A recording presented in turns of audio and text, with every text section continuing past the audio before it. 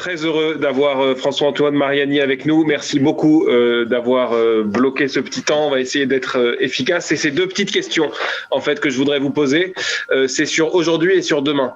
Alors d'abord sur aujourd'hui, parce qu'on s'était beaucoup posé la question de maintien ou non de ce moment national qui pour nous devait être un moment de rencontre et de convivialité et d'échange.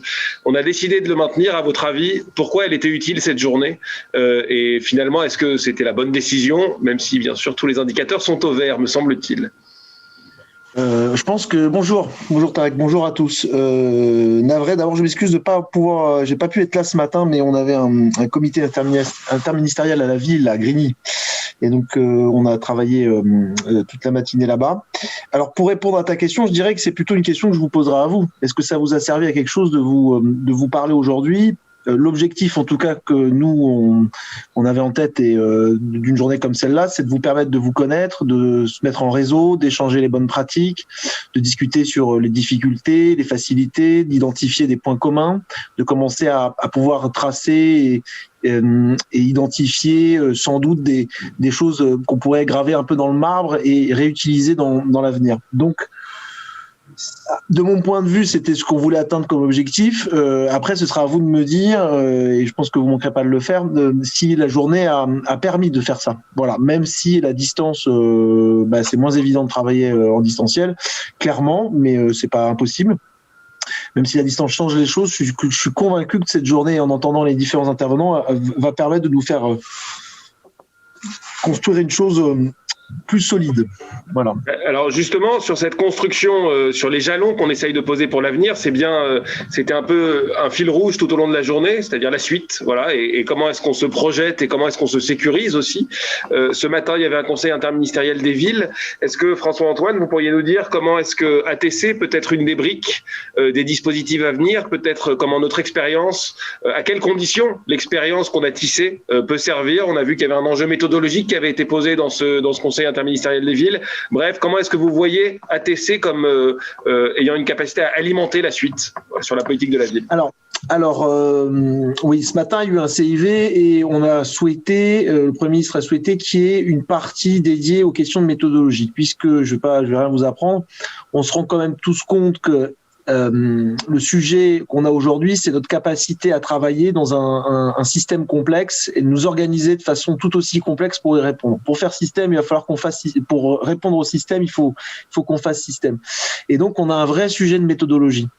Et un vrai sujet de méthodologie qui est, je dirais, multiscalaire. C'est-à-dire que au niveau très local, de la façon dont les services de l'État, les services des collectivités locales, les acteurs arrivent à évoluer, à travailler. Au niveau national, puisque nous aussi, on a des questions à se poser et à réfléchir sur le positionnement de l'État et de ses opérateurs vis-à-vis de ses partenaires. Donc c'est une question qu'on est obligé de se poser, qui est une question qui va trouver plus d'écho en 2022, puisque 2022 c'est la fin législative, je dirais, des contrats de ville, et donc ça appelle une réflexion sur le nouveau cadre d'exercice de cette politique, les typologies de quartiers, les modalités d'intervention, etc., etc. Et voilà, on en a souvent parlé. Moi, je suis convaincu qu'il va falloir inscrire les questions de méthode un peu dans le dur. C'est-à-dire qu'on ne peut pas fonder toute une politique publique locale seulement sur le bon vouloir des acteurs. C'est important, il faut. Mais je suis convaincu que faire travailler ensemble, créer des coopérations, permettre vraiment de faire système, ça passe par des méthodes concrètes. Ça passe par des techniques, des méthodes concrètes. L'entropie, c'est la nature même de l'univers. Et donc notre boulot à nous, c'est de lutter contre cette entropie, essayer de trouver la façon de le faire. Et ça ne peut pas être que les bonnes volontés. Donc il faut scienticiser, si je puis dire, institutionnaliser presque ça.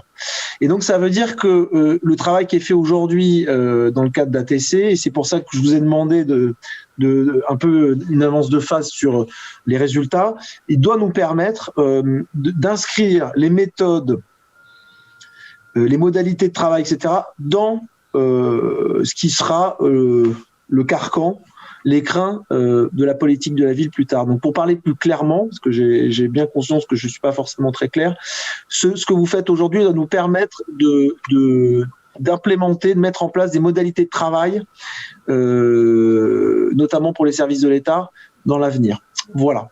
Et donc pour revenir à ta question initiale, après j'arrêterai. Sur le CIV, on a quand même pas mal de dispositifs qui sont sortis aujourd'hui. Les cités éducatives, les cités de l'emploi, elles sont consubstantiellement pensées sur la capacité qu'ont les acteurs à se connaître, à travailler ensemble, et à travailler dans une logique de chaîne de valeur. Donc voilà, c'est déjà on a d'autres dispositifs, mais pour l'ANRU c'est pareil. On va annoncer 2 milliards de plus de rénovation urbaine. On sait tous autour de la table, si je puis dire virtuelle, que la place des habitants dans les situations pour les cas de rénovation urbaine est centrale, et pas seulement pour les faire bosser, etc. C'est leur lieu de vie, il faut qu'ils aient leur mot à dire, il faut trouver les moyens, les voies et moyens pour qu'ils puissent le faire. Voilà, en gros, et à très grands traits, comment je vois l'avenir d'ATC, en fait. Voilà. Merci beaucoup. En tout cas, on fera un compte-rendu en effet assez détaillé des retours et la richesse de tout ce qu'on voit sur les territoires, que ce soit en réussite comme en difficulté. C'est un peu de tout ça dont on s'alimentera. On est assez convaincu que ça pourra poser des jalons importants pour la suite. Et en effet, c'est en avance de phase qu'on essaiera de poser tout ça pour qu'on puisse travailler intelligemment ensemble et anticiper les sujets de demain. Merci beaucoup. Oui, parce que comme je vous l'ai dit, on va commencer cette réflexion. Alors déjà, on va avoir un gros boulot parce que toutes les mesures du nouveau CIV, il va falloir qu'on en cause, les amis, parce que il y a autour de la table la très grande majorité des gens qui vont devoir les mettre en œuvre sur le terrain, et donc ça va appeler aussi là des questions de méthodologie et essayer de notre côté de pas de refaire peut-être les mêmes erreurs que nous avons commises récemment ou il y a quelques années. Et ensuite, on va avoir un gros boulot avec vous sur la suite des contrats de ville et sur la suite de la politique de la ville, où je le redis, il faut la loi de Borloo de 2004, je pense qu'il y a Michel Didier qui est là, elle expliquait carrément la nécessité que tous les acteurs soient assis autour d'une même table et se mettent à bosser ensemble. Voilà. Mais c'est des évidences qui parfois ne viennent pas naturellement. Il va falloir commencer à les aider, voilà, et à étayer tout ça. Merci beaucoup François-Antoine pour cette conclusion.